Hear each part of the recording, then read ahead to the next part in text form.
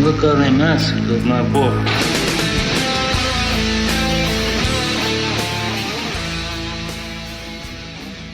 The Godfather, Chapter 5. Look how they massacred my boy. My boy!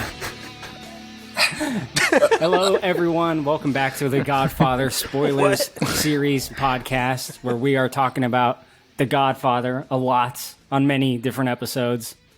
I'm hosting this one. I'm Corey Kylo Ren Memes. You know who the rest are. You've been listening to this series. Let's pick it up where we left off. Does he say my boy twice? No, it does not say that twice. Kylo said my boy. I don't know. My boy. Go ahead, Kylo. Sorry. My boy! Listen, my boy. That was always my favorite line in the movie, and you just massacred my favorite line. His line! My line! My line! Look how they massacred my boy. Wrong kid died. Brent, before we go into it, would you mind giving us a Don Corleone, look how they massacred my boy? I don't, Brett. Luca Prezzi. Like Brett has been practicing this all day. Perfect. Luca Prezzi. I really have. I've been sleeping all day, Stevie, just like you. Give us any line, Brett. It doesn't have to be that one. Look how they massacred my boy. Oh my god. Do you have cotton in your mouth? No. Who's feeding him lines through an earpiece? Which one of you did it? That was amazing. He's a true method actor. Thank you, Brett. That was awesome. We last left off The Godfather on the sex scene, right? That was pretty fun to talk about. Mm-hmm. I'd like to imagine at the exact moment that's going on, Kay shows up at the Corleone Estates, dressed in her finest Carmen Sandiego cosplay. Yeah. What a reference. I love that. Thank you. Can you play Rockapella in the background? Oh, dude, that's esoteric. Thank you for that, Brett. I appreciate you even mentioning that. I don't think there's a whole lot worth talking about in this scene. Kay wants to see Michael, and she's kind of stonewalled by Tom. But I think more fun than that scene, also probably happening at the exact same moment, I'd like to think, is the newlyweds. Pappy, how's this newly married couple doing? Well, there's two newly married couples. Which one are you talking about here? Michael or... I think you should talk about Connie, right? Connie and Carlo. Not great. Not great. Which one of them are doing great? Sunday, Monday, Tuesday. They're pretty happy. Wednesday, Sunday. Actually, funnily enough, in the book, after he beats her up, her life gets amazing for the next couple of years because he turns into the perfect husband. Well, he's got reason to be afraid after what goes down here. But, not good. There's a call on the phone, which is probably a setup to start this whole fight. Connie hears it, leads to an emotional tantrum. Josh, you were talking about how much this scene makes you laugh before the podcast. What? Oh, man, he sold you out. It's pretty horrific. Oh my gosh. I don't see the humor in it, but Josh, you... It's almost like trigger worthy. It's like to be a honest, knee, as it's a like whole. a knee slapper. It's It gets really dark at the end, but there's a part in the middle there where Connie's just throwing vases off shelves. She's acting kind of ridiculous. The acting's a little over the top. She ruined dinner. She did ruin dinner. He was going to eat out. Well, he didn't even eat the dinner. Yeah, he was. Then he was going to get some food. Oh, hey now. Damn. You know, I'd like to think that Tommy Wiseau saw this scene and said, I have to put that scene into the room.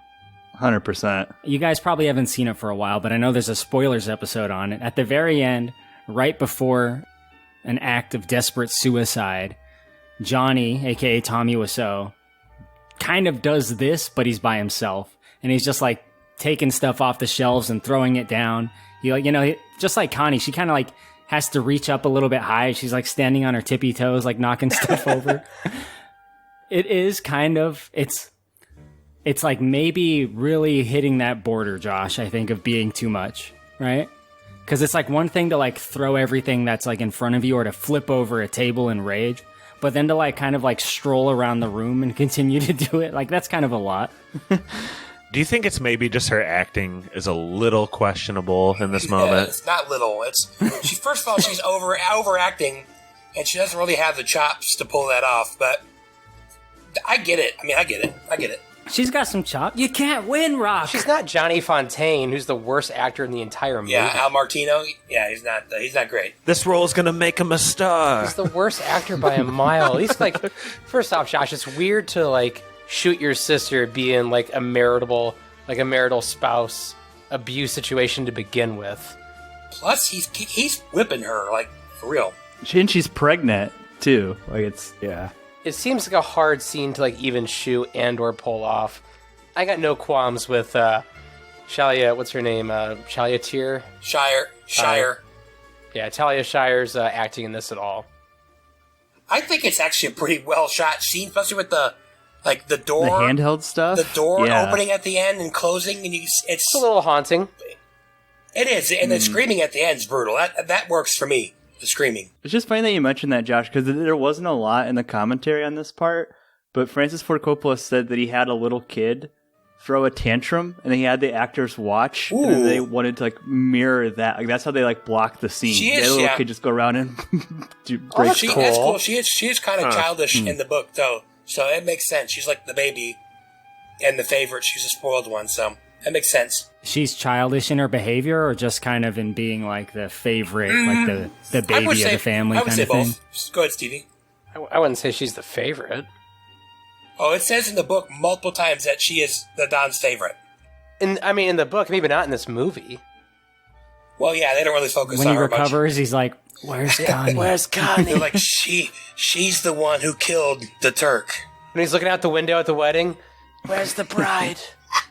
The call, that was a Barzini plant, right? This whole thing's a setup, from the jump to initiate this fight. Yep. That kind of leads me to my Stevie question. Maybe of all of the Godfather 1 pods, this is maybe the mother of questions I have at this point. Stevie, do you mind taking this one? Sure. What's up, Josh? Something Pappy just said, this is a setup for what will become Sonny's hit on the Causeway. But Correct. what is so cathartic in this movie about the hits and how they're set up and these little seeds that are planted? Because Is it the pacing of it? It's the pacing of it. It's also the long game of it, right? With Paulie being sick, right? There's this kind of it's always kind of the catharticism, or like you said, it's cathartic for the long game to pay off.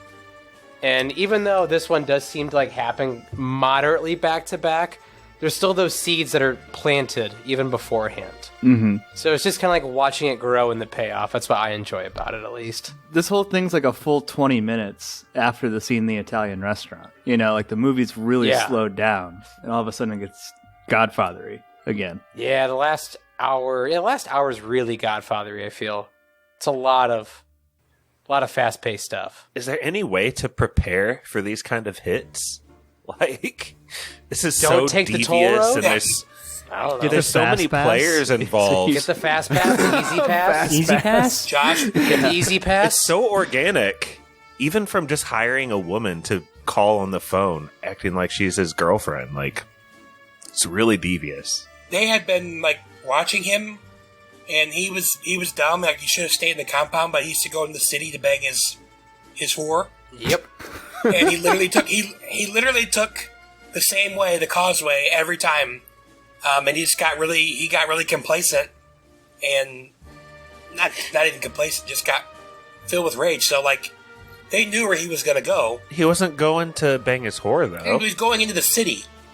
They live in Long Island. That's it. It's a dumb move, right? It's a hothead move. Sonny It is. was It's really exploited by his anger, right? Solenzo's laughing in hell right at him. Mm-hmm. I like that Brett is offering some sort of recourse you could have as a defense. Just take different routes. Use 3 or 4 different routes. I do all the time. Change it up. He's the acting Don of a mob family. He should just send some guys, Yeah. right? Yeah. Or just get your brother-in-law under control. All of this Or is just caused... murder your brother-in-law at the fucking compound. Yeah, just beat the shit out of your brother-in-law. son of a bitch.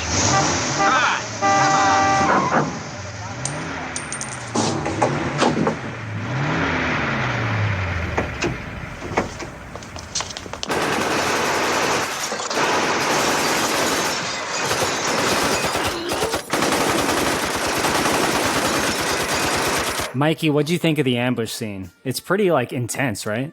Yeah, it's very violent. Little comical with like 20 guys popping up on either side of this toll booth. But Second, boys. a shit ton of bullets and then still manages to get out of the car. You guys know, like, those arcade shooters where, like, an enemy will pop up in the foreground on the screen? Yeah. It's like the screen was full, baby. You know? You can't miss. They kick him in the head at the end. Yeah, the kick was pretty brutal. And standing over him and Tommy gunning him. Him screaming, I felt like gave it like some good weight to the scene, I feel. Because you kind of run into that scary place of like them shooting up a doll, right? Like where he just would have been silent, it would have looked really weird. I think it's perfect. I feel like the screams added a lot of weight to it.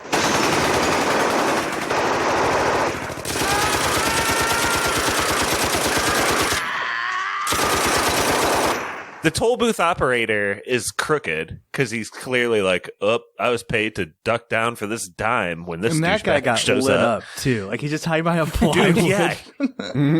he never gets up. I really was looking for any sign of movement from that bro. Nothing. That's a scene in the movie, like, you know, there's scenes in your life that you watch where every time you watch it, a little part of you like hopes that he does something different this time. That's that scenes. That's always been that scene for me. Like, because growing up, I was always a Sonny guy. He was my favorite character. But it's just... You're still a Sunny guy, Brett. Like when that car in front of him stops, he shouldn't have just like braked for it. He should have just like floored it and like all that little stuff. Yeah, just like, the bodyguards who left right after him. Like, keep up with them, man. I don't know. Maybe they got caught at the light, but... Brett, you would have just busted out your piece and fired back and took them all down. Come on, you got this. Yeah, against 15 Tommy guns? I don't think so. I think you got it. Dude, Sonny and Fredo got the butterfingers. Yeah. It's that pap grease, born with it. Pap grease hands, yeah. That's why Michael's the chosen one. That's why I'm the Fredo right now. Dry fingers. Here's a little bit of annoying book knowledge. The kick in the face at the end was like, is that supposed to be personal? And they wanted him to not be able to have an open casket because it's revenge for something. I don't remember what it was. Probably Bruno Tattaglia, so. Otherwise, he would have looked so good with the 500 bullet holes in his body. Just the mask, orange juice coming out. Gosh. Brett, whenever I hear Toll Booth, You think of Toll Booth Willie? I think of Toll Booth Willie. $1.25, Sonny. Also, this scene, guys, it reminded me of the Boondock Saints, right? Because I was just hearing Willem Dafoe. It was a fucking ambush. There was a firefight. For a few seconds, this toll booth was Armageddon. Do you guys always notice how you can totally see James Caan breathing when he's like, the car's pulling up? I wish he could have just done a little tiny bit better of a job of like Wim Hofing Maybe it. he was still alive, Josh. That's why they shot him 10 more times. Dude, remember at the end of Inglourious Bastards when they just light up Hitler on the floor? Like, As they should. They did that to him. He's dead. R.I.P. Sonny, you died young. You were a shitty Dom. Mm-hmm. What a great line. What do you mean, Brett? The Don even, yeah. says so. Rest his soul. He had his skills. I wouldn't say bad. Those are the Don's words. What were his skills? Are you talking about his big ween? What did Vito say? It was terrible? I think he used the word terrible, right? I never thought you were a bad consigliere. I thought... Oh, he did say that, didn't he? Yes! Yeah. Well, He was a bad Don. He was good at the war stuff. No, he wasn't. Yes, he was. It's like saying America was good at the Vietnam War. We weren't that good. We didn't do good. It was a tie, Corey. It was a tie. Now he's all right. He's a good character. It's kind of sad to see him go. Yeah. You know, at least we get a little bit of him in part 2. But that's not this podcast. Tom has the bad job of delivering the news to Don Corleone. Stevie, maybe you can tell us about that. I just always look for possible comedic shit that could happen in this movie now because I've seen it so many times. It's a great scene that no one in that position wants to deliver that news. The Don comes walking down and he sees Tom drinking his drink, and Tom's kind of doing that fumble thing of like, oh, I was just going to do that, I promise. And, the Don kind of says like, I hear my wife crying. There's cars, coming in and out of the house constantly, like what's going on? And it's a twofold thing where it's tragic because Tom just lost his best friend, like in the world, and he has to deliver like the hardest news he's ever had delivered to his dad. And, it's kind of that reverse of like what Sonny was, where Sonny just wanted to go to the mattresses right away. And the Don takes such a measured approach. I love it, which is like, call the 5 families. We're going to arrange a meeting. Call Bonacera. Call that man. I need him. Bonacera times 2. Yeah, Bonacera. It's like my favorite part of the scene is such a small thing, but I think it means the world to like Tom as a character, and also shows a lot to the Don at his character in the film, is that he could have like walked away after telling Tom what to do, but he consoled his son because he knows his son just lost his best friend. Like, yes, he lost his son, but his other son is also hurting. I think it's a really neat part of the scene. My wife is crying upstairs. I hear cars coming to the house. Consigliere of mine. I think you should tell your Don what everyone seems to know. I didn't tell Mama anything. I was about to come up and wake you just now and tell you. But she needed a drink first. Yeah. And now you've had your drink. They shot Sonny on the causeway. He's dead. There is like a return to childhood sort of theme happening here in this scene. That whole dialogue about, I was just on my way upstairs to tell you, Pop, I just promise. now. I swear, I Pop. promise. I don't know. That feels like that's a scene that's happened before. I love give me a drop. Like, and he takes a drink. Just give me a drop. It's happened before in this family. Yeah. I should clarify. Not like it's happened in cinema history. Just like this family has kind of done this. A good point was brought up, though. Don Corleone's approach to this situation, right, is very like, even though he's hurting and he's crying and he's in pain, it's like a very like clinical, like solution-oriented approach that not many people would probably be able to do. I think it just goes to show like how this guy is different than I think a lot of people would be in his position. Talk about the Don? Yeah. He says this war stops now. Like that's his response to his son getting murdered. Yeah, if it was like Sonny, obviously he'd be like, I want everyone dead, but he's just like, no more blood.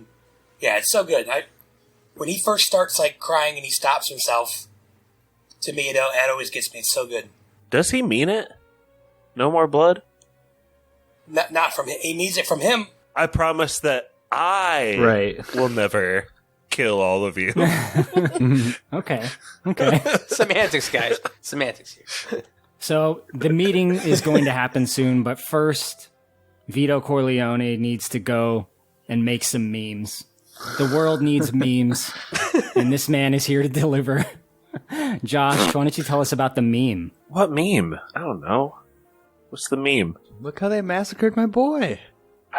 Every line is a meme from It this really movie. is. Nah, come on. That's like the Godfather meme. With the face. If you Google search the Godfather meme, I'm pretty sure that's the one. Bonacera, look how they massacred my boy.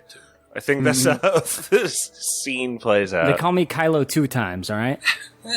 Different mob we movie, talked okay. about this. All right, let me ask you I this, think it was- Josh. Do you think... No, I got this, Kylo. Because in the first chapter, we opened up like our whole conversation talking about Marlon Brando's acting and how it like toes the line of being like almost goofy and weird, but also being great. Mm-hmm.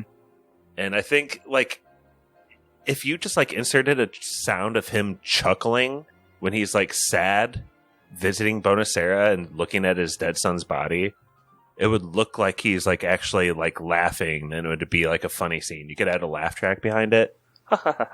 But it toes the line, and it totally looks like a stoic Godfather just barely holding his sanity together. That's good. I like that. I just love the line to Bonacera. I want you to use all of your powers and all of your skills. Like, I just love that. His powers. What does he think that job entails? Magic? There's 250 bullets inside this guy. I want you to pick out every one of them. I understand you're a necromancer. I have a job for you. Yeah, what does he think? He's a wizard? I am a superstitious man. Fix my son. Yeah, maybe I don't understand the request fully, but I think he's saying to make his body look presentable. He said I don't want his mother to see him this way or like this. Otherwise, it'd be a closed casket. And he's really good. Bonacera's really good. So He does look scared shitless, though. Can't make a cup of coffee to save his life, but he can fix a body. Bonacera is like 2 seconds away from shitting his pants at this point. That's actually like I'm gonna hop in again and be like this, but like he is a pretty despicable guy. Like not despicable, but like in the book, the whole time after they call him and say he needs your help, he's like cursing that he ever even went to help him. And that's in the movie too, or it was a deleted scene. He just thought he was gonna have to bury some mobster's body, and he was just like, "Oh, I can't believe it." So he was scared. He's just also kind of an a-hole. But He gets what he wants, but he won't. He didn't even want to engage the mafia to begin with. He believes in America, right? Like this is a dark path for him to walk down. Dope. Yeah, he made a deal though. I mean, he's just basically being asked to do his job for free, but really, really well. And a really hard version of his job, right? So I mean, for his life, yeah, for a guy who will fuck him up if he doesn't. do I that. mean, he's literally doing his job for his life. True, that's true. It's implied, right? Yes. Don Corleone, his shoulders are so hairy, I cannot pick out every bullet. The webbing, sir, the webbing. I get what you guys are saying, but I don't think that's actually how it would play out with the Don where he is I now. don't think so either. Yeah, Like, not from the I Don's believe you. perspective, but think about Bonacera. The most powerful mafioso comes to you. In the world. Yeah. Are you ready to do me the service? Yes. What do you want me to do?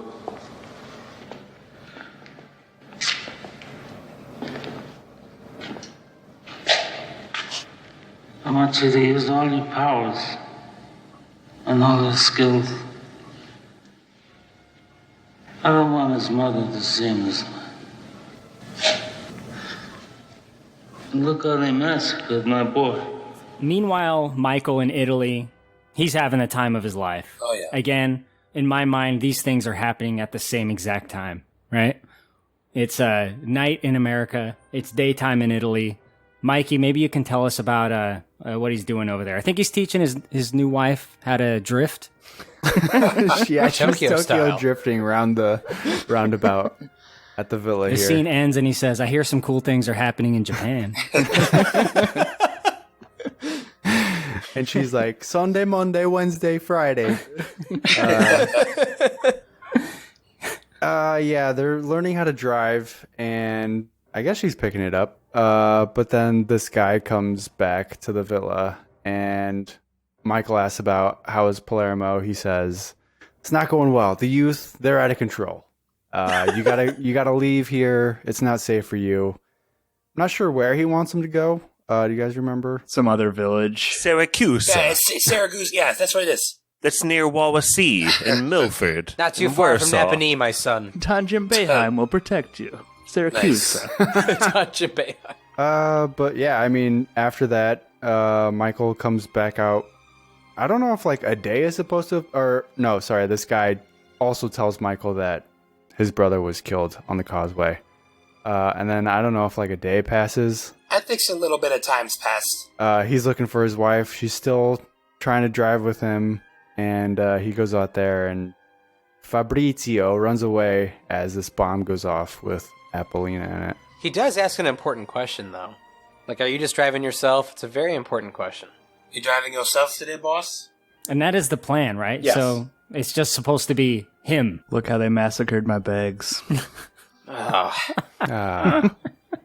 When Michael Corleone died, that was the day. We'll talk about it a little bit later, but he's got a backup. It's fine. Brett, there's a scene that I'm sure you love. I liked it a lot. Some of the sit down talking scenes in this movie are really exceptional, and I think that's true with the meeting of the five families. Oh yeah. Why don't you tell us kind of like what it is that is said here and like what you like about it?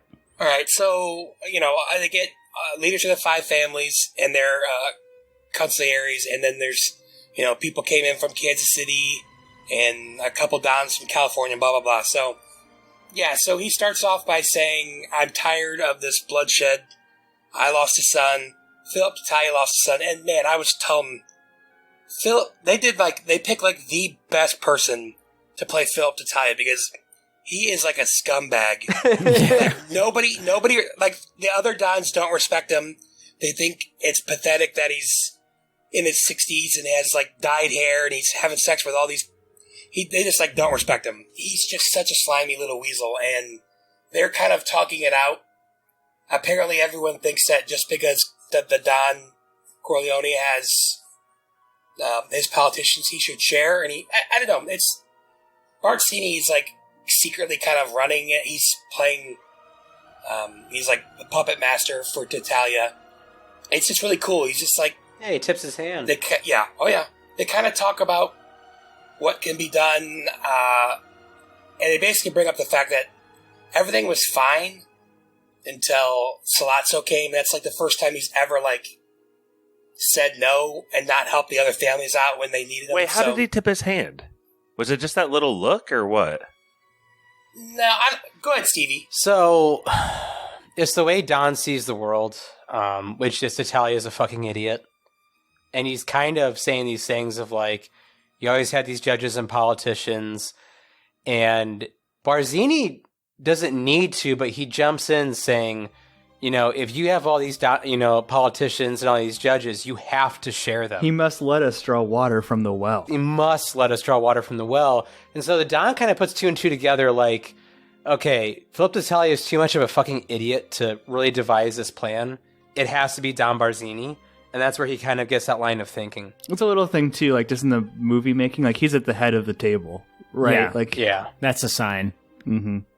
Yeah, I mean, he clearly is the one in charge here, right? It's framed that way. Mm-hmm. And he shoots like Philip D'Italia little looks. And also, the way stuff is shot, when they're introducing the heads of the five families, I love the tracking shots like from the sides of the tables, showing every one of them. That to me is so cool. Oh, yeah. Like, you could have just like done like little quick shots and gone through, but doing a tracking shot, like from like the idea of like walking the table and seeing these people, really neat filmmaking. And there's only one part too where they're like, "We're not communists" or something like that, and it pulls back, and they're all just laughing. After all, we're not communists. Clearly. Even the police departments that have helped us in the past with gambling and other things are going to refuse to help us when it comes to narcotics. And I believed that then. And I believe that now. Times have changed. It's not like the old days, where we can do anything we want. A refusal is not the act of a friend. If Don Corleone had all the judges and the politicians in New York, then he must share them. All he does is use them. He must let us draw the water from the well. Certainly he can present a bill for such services. After all, we are not communists. Yeah, so, and then, like, the coolest part, I think the part that everyone usually remembers is when he's like, "I swear on the souls of my grandchildren that he'll never break the peace," but basically saying, if anything is to happen to Michael, I don't care how accidental it looks, basically. He's just like, I'm basically saying I'm gonna, like, unleash hell on you guys. So, and that's actually a subplot in the book. They have a really hard time getting Michael back because they could not think of a way to protect him from the police when he got back. Like, they didn't have enough to charge him. They never did. They were worried that when Michael came back, the police were going to kill him and make it look like an accident. So they had to, like, wait for someone to take the rap. And that's how they were able to bring him back eventually. So, just a great, great scene.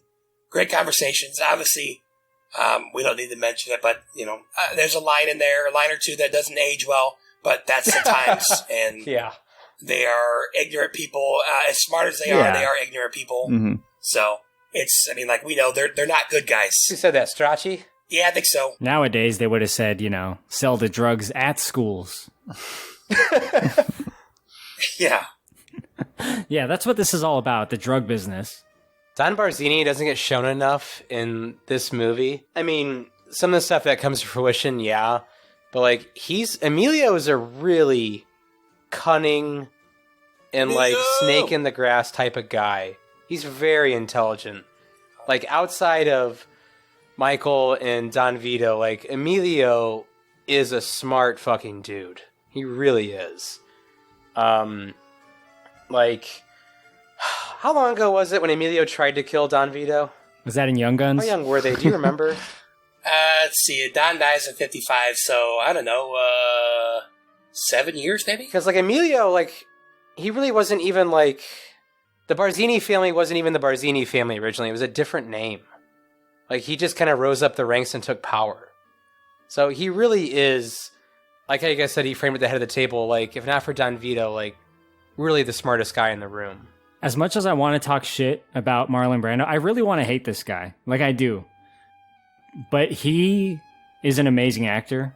And this is another one of those great scenes from him in this movie. There's many.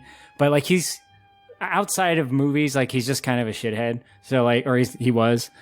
I want to hate him for that, but he is so fucking good. Like, he just, like, demands respect, like, in his performance. And the way he stands up and he gives his speech, but I am a superstitious man. If anything happens to Michael, like, it's so fucking strong. It's just like he emanates power. You talk about vengeance. Is vengeance gonna bring your son back to you? Or my boy to me? I forgo the vengeance of my son. But I have selfish reasons. My youngest son was forced to leave this country because of this Salazzo business. All right, I have to make arrangements to bring him back here safely, clear of all these false charges. But I'm a superstitious man. And if some unlucky accident should befall him, if he should get shot in the head by a police officer, or if he should hang himself in his jail cell, or if he's struck by a bolt of lightning, then I'm going to blame some of the people in this room. And that I do not forgive. So Michael is back in the United States. It looks like some time has passed. We kind of learned that a little bit through conversation and a few scenes. But when Michael first comes back to America and we see him, it's when he reunites with Kay. And I just gotta say, I love Stevie's note on this, because Stevie left the timestamps this time. Stevie's note says, Kay abandons her school children. Of course. And I was kind of like watching for that, but there was like a dissolve, so it might have been a little bit later. Josh, what do you think? Michael comes back for Plan B. Kay. Yeah, but he's so honest. How long have you been back, Michael? 2-3 days? A week? What day is it? More like a year. More than a year. Today the 15th? It's so funny. No mention of the marriage either. I was married. This is like 4 years later. It's insane. I would feel abandoned after like a weekend of no communique. I can't imagine this.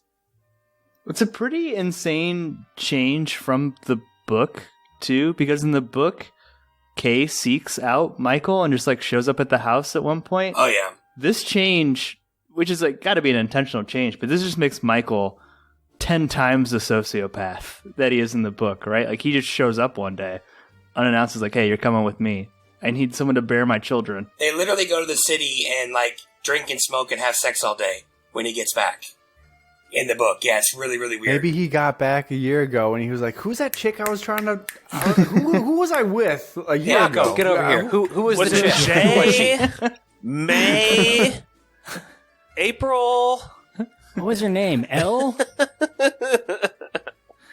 And then one day he walks by his school. Holy shit, it's her.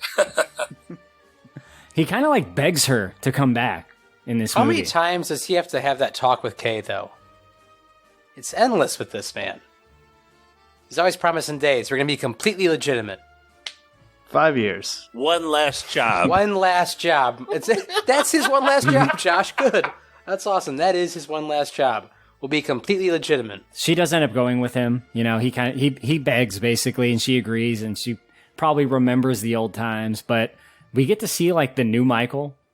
Things have changed, and there's a scene that demonstrates that with like the Corleone family dynamic when they have a meeting, and it starts off showing Don Vito. He's the first one we see in this scene, and he's you know he's in the room and he's standing, and there's a meeting going on, but he's not the focus of the meeting, right, Pappy? He's just playing with his fish. He's just like feeding his fish. I don't know, having a good time, just being a senile old man. But He's in his old man mode now. He's in Yeah. Pap mode. exactly, this is a dream life for a pappy. You just get to play with your animals while your son runs the business. But yeah, Michael, he looks totally different too, right? From his appearance. We saw a little bit in the last scene. His hat is a little bit much for me. Kind of looks like Hasidic Michael there, but in the office, he's got the dark suit. Like he's in charge now. He's calling the shots, much to Clemenza and Tessio's dismay. But yeah, and I think this scene ends with them leaving and him telling Tom he's out, basically. And we think things might be smoothed over with Carlo, but we'll come to find out that's not the case. But even him sitting behind the desk, right? Like he's in charge now. He's the man. He's the man. He's got a what do they call it? What do they call those lighters? The metal ones? Zippo. He's got a Zippo in his hand. You know, he's wearing a shiny suit. But yeah, you're right. It does seem like some of the others may not have as much faith in him as they did in Vito, his father. But you're right. This is about where it ends. Carlo's going to be Michael's new right-hand man, and they got some plans for Vegas. Tom is out. You're out, buddy. It's so awkward. The way Clemenza and what's his name keep going to the Don, like, hey, best friends. I like when they say we want to start our own family. I just kind of imagine like them getting married and starting a family. We want to get married. Yeah, You said we could start our own family. our own family. Abe Vigoda's going to be a great stay-at-home mom. Like showing the kid you got to drop the gun, like with a toy gun. That's like an 80s movie called Two Dons and a Baby. It'd be fantastic. Yeah. Steve Guttenberg's in there, I'm pretty sure. I now pronounce you Peter and Sal. That'd be a movie I'd watch. That's about where this section ends. This is chapter 5. Had to look that up. Stevie, I am now going to turn the floor over to you for the inevitable and much dreaded Godfather trivia, where we will be determining who is the Godfather Part 3. I'm clinging to that, by the way. That's what it is. It's not Fredo. You're clinging to the Godfather Part 3? Yes, the loser is the Godfather Part 3. That makes sense. We'll see. We'll see what I land on.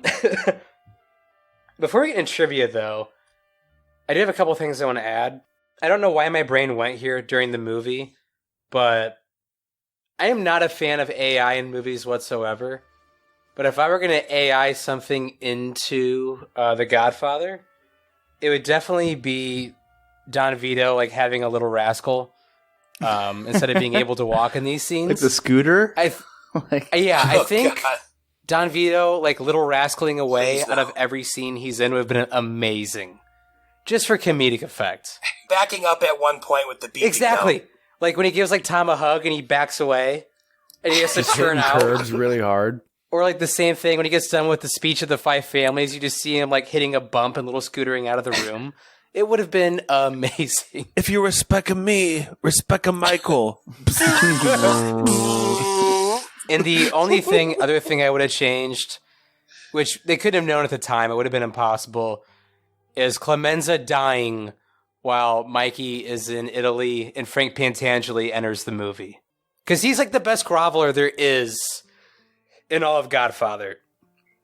And the scenes where they're groveling to, the Don, Frankie Five Angels needed to be there, but I'll leave it at that. Who's that character, Frank?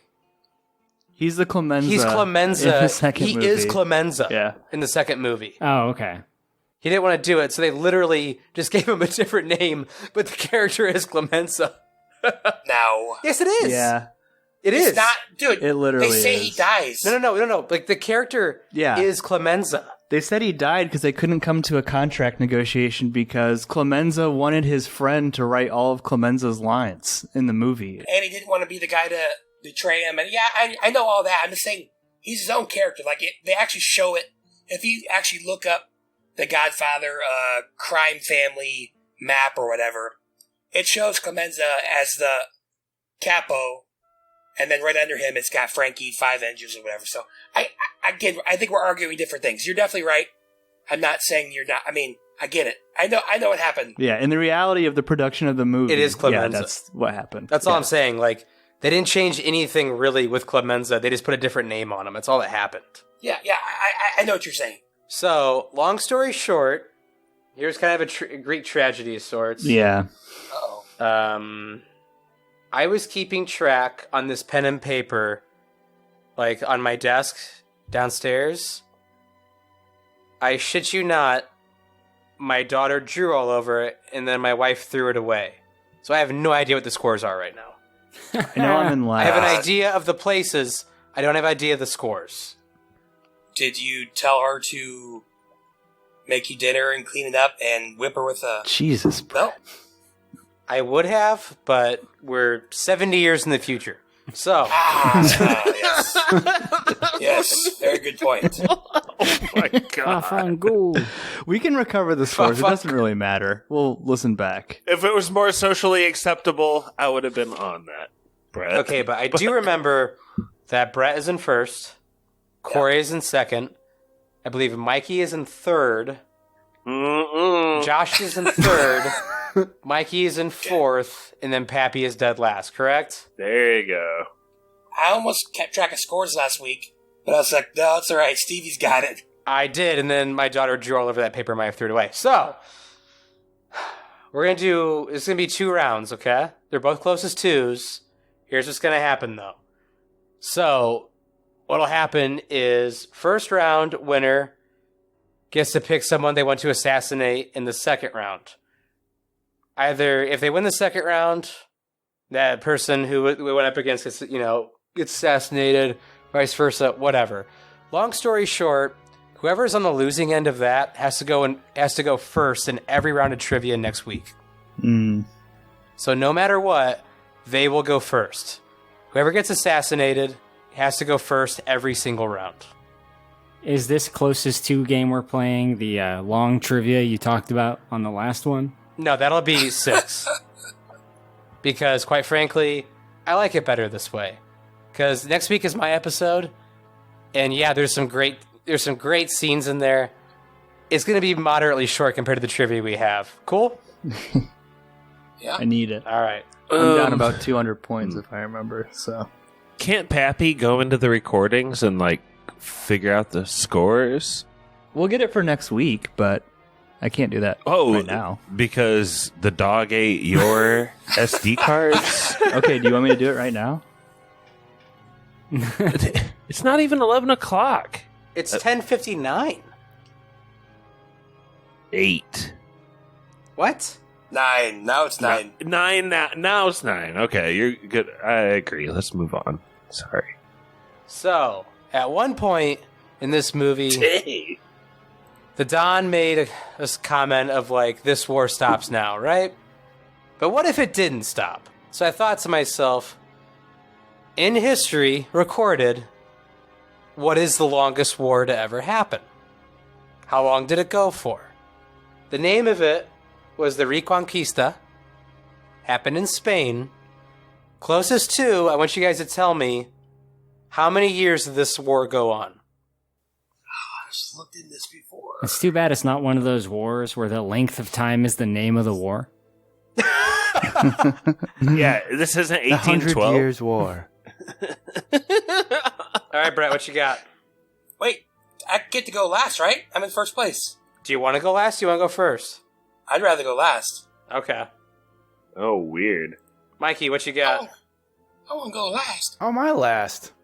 Because I'm the fucking Don of I'm the MC of this circus. I get to pick. Go. 25 years. He says. The dog ate his homework. Wait, this is supposed to be the 25 years. longest war, right? Correct. Longest war. Yep. Josh, go. I'm up? Yeah. Oh. I am Ron Burgundy? Well, Why you didn't you just make Brett go? Like, what does it even matter? Yeah, why does you Brett made get to bully Yeah. his way into... Yeah, what Actually, the you know what? fuck? They're right. Brett, Bully? you go next. Wait, okay, that's fine, I'll go, but this is like the Brettazzini. first. This is like the first time that the person in first place didn't get to decide. Luca So Bretzi. I'll go. I respect was the Brett. third. I'm still trying to get the scores for Josh. Brett, go.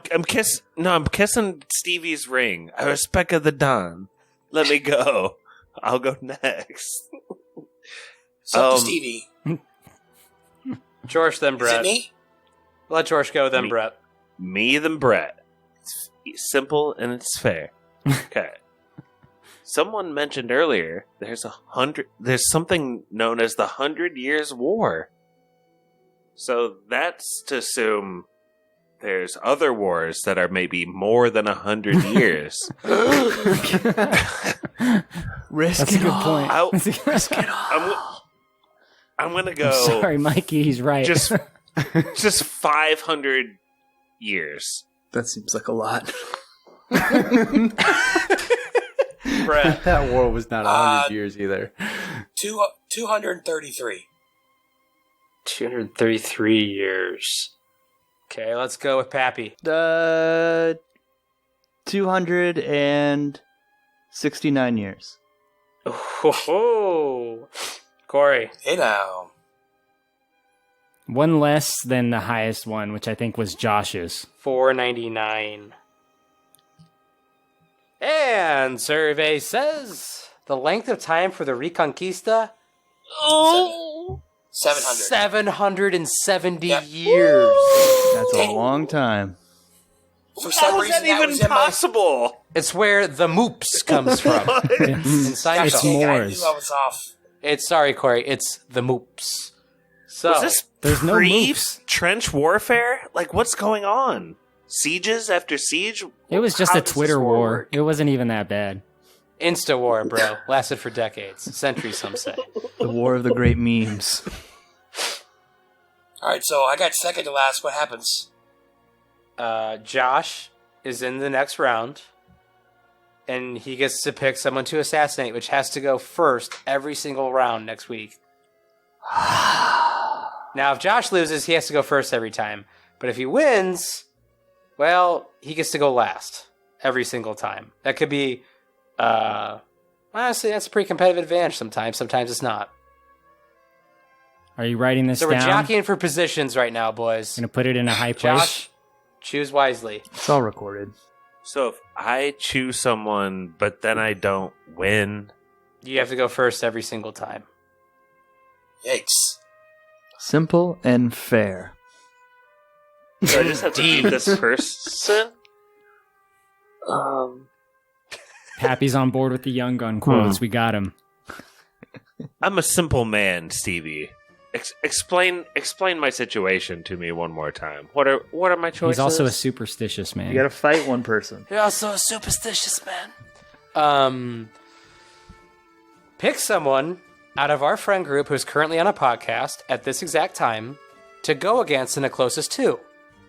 Gotcha. If you Gotcha, win, gotcha. you get to go last every single round next week. There are multiple rounds. If you lose, you have to go first every single round next week. You want me to choose Brett? Choose Brett's a pimp. whoever you want. He's a pimp. I didn't know till just now it was Pappy the whole time. Pappy all along. Oh, god damn it. He is a Barzini-like character. Is it me? Yes. Oh. You're not a wartime spoiler man, Josh. All right, and this is a question for them too now? Yes, it's just the great Pappy and great George. And then closest to Josh, you want to go first or second? You know what? I'll go first. Whoa. Oh my, never thought I'd see the day. The cojones. So, I feel like we got a decent amount of bombs in this section, right? And I was thinking about great bombs that have gone off in history. Well, what greater bomb than the Chicxulub asteroid that wiped out the dinosaurs, right? So, at its greater width, at its greatest width, Oof. how wide in miles Oh my god. is the Chicxulub crater that wiped out the dinos? The crater or the asteroid? The crater, my friend. The crater caused by the asteroid. Okay. The crater caused by the asteroid, correct. At its greatest width. The crater caused by the asteroids. Damn, son. I think there's a point in my life where I thought that crater was the Grand Canyon. Is it? No. Maybe Don't not. help him. No. It's the moon. So It's rush hour. I know that it didn't take out a continent.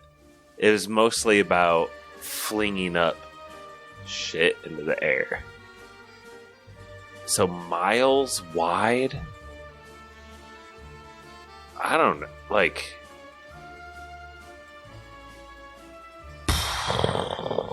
Couple dozen? 50 miles wide. Few dozen. We're good. 50 miles wide. I'll say 51. That is hard to imagine. 50 miles of an asteroid. I thought it was the Gulf of Mexico. I thought that was... You all. Why? What? No, Pap's right. It's pretty much the Gulf of Mexico. But there's a range here, but I'll go with the high end because it's at its widest peak. Josh, I'm sorry, buddy. You're going first every round next week. Retail width of this bad boy is around 120 miles wide. Retail. Wow.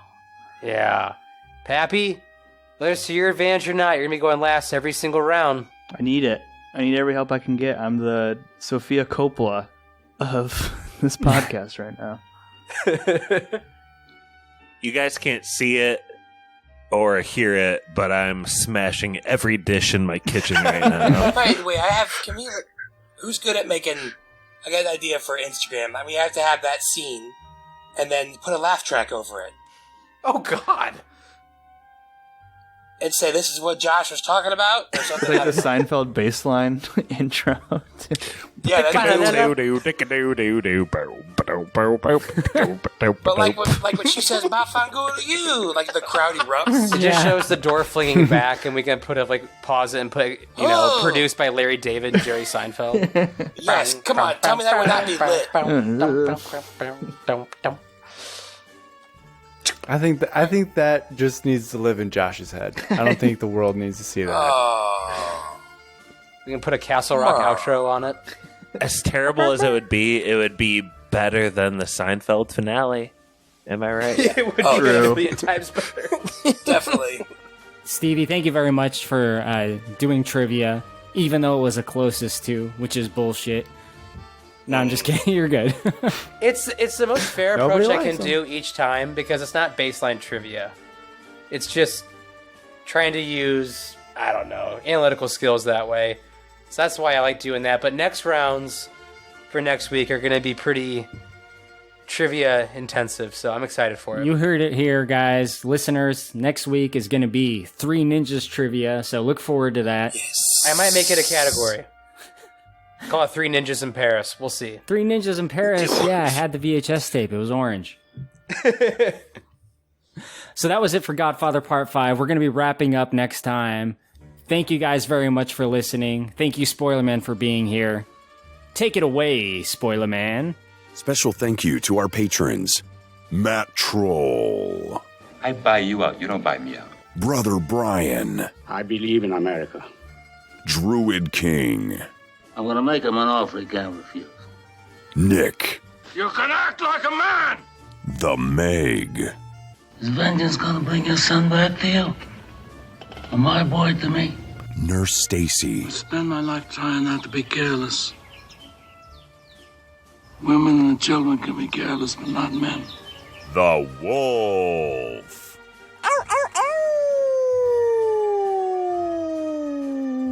It's not personal, son. It's strictly business. Barky 420, But don't ever take sides with anyone against the family again. PK, Senators and presidents don't have men killed. Spencer, Leave the gun. Take the cannoli. Gale, We don't discuss business at the table. Swole, Tamanouch. Sebastian, But I'm a superstitious man. Dr. Lars, By the way, I admire your pictures very much. Stone Cold Austin, He's known as a top narcotics man. Nephew Quinn, And I hope that their first child be a masculine child. If you'd like to request an episode, hear your name read by Spoilerman, or even just help us make podcasts, please check us out on patreon.com/spoilerspodcast. Be sure to check out Corey's podcast, Big Dumb Movie. Our email is podcastspoilers@gmail.com. Twitter is @spoilers_pod. Our Instagram is Podcast Spoilers. It's lit. Josh Hensley from the Rutabaga wrote our theme song. Please support this podcast by leaving us an iTunes review. To do this, 1. Search for Movie Spoilers. 2. Click on our orange Spoilers Bowl logo and scroll all the way to the bottom. 3. Leave us some stars and some words. Now you can check us out on Spotify, YouTube, Stitcher, Apple, and Google Podcasts. Spoilers is now available on Audible.